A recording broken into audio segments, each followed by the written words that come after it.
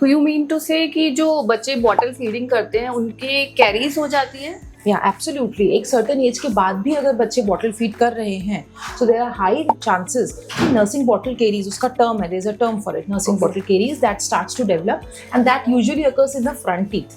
कई बच्चों के आपने देखे होंगे ब्लैक स्टेन्स या ब्लैक केरीज ऊपर डेवलप हो जाती है, that is not actually the stain, that is caries. फिर वो दांत को अंदर ही अंदर खराब करती रहती है, क्योंकि मिल्क में भी देयर इज शुगर।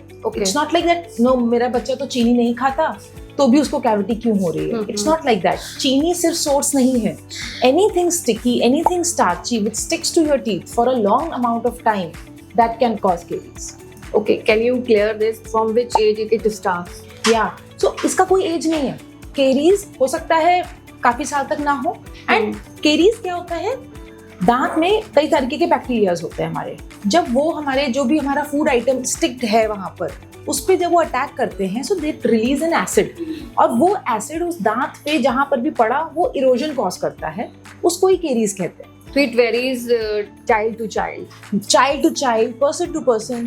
कई सारे एडल्ट्स आपको मिलेंगे जो बोलते हैं अरे हम तो कुछ भी खाते हैं हमारे केरीज नहीं होती, और कुछ बोलते हैं अरे हम जरा सा कुछ चीनी खा लेते, जरा सा मीठा खा लेते हमें केरीज हो जाती। कई patients are caries prone, right, so उनकी intensity of getting caries is much higher, right, so इस पर भी डिपेंड करता है। इसीलिए साल में एक बार अगर आप चेकअप कराते हो एज अ प्रिवेंटिव, तो हमें पता चल जाता है कि अच्छा आपका माउथ कितना केरीज प्रोन है, या छोटी सी कैविटी तो नहीं स्टार्ट हुई, तो उसको वहीं के वहीं हम ट्रीट कर सकते हैं। Very good.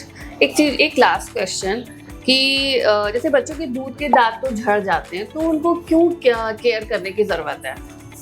Very good Meena ji, मैं आपको ना इससे एग्जाम्पल से समझाती हूँ। इस कास्ट में अगर आप देखो, या I will better show you in the 3D x ray.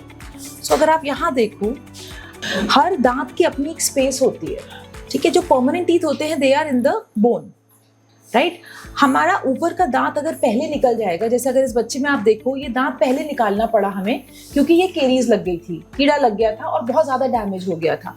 अब ये राइट एज पे इसका ये परमानेंट दांत नहीं बाहर आ पा रहा है, यहाँ पे स्पेस ही नहीं है कि ये परमानेंट दांत बाहर आ सके। तो इसलिए बहुत इंपॉर्टेंट है कि मिल्क टीथ को सेव करें जब तक उनका राइट टाइम ना आ जाए निकलने का।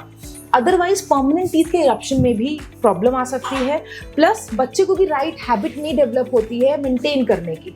कई बार आपने देखा होगा आगे के दांत पहले ही उम्र से पहले झड़ जाते हैं, बच्चे कॉन्शियस हो जाते हैं, स्माइल सही से नहीं करते हैं, और वो लाइफ लॉन्ग उनकी एक हैबिट बन जाती है मुंह पे हाथ रख के स्माइल करने की, क्योंकि वो बचपन से डेवलप हो गया है। इसलिए मिल्क टीथ की केयर करना बहुत इंपॉर्टेंट है।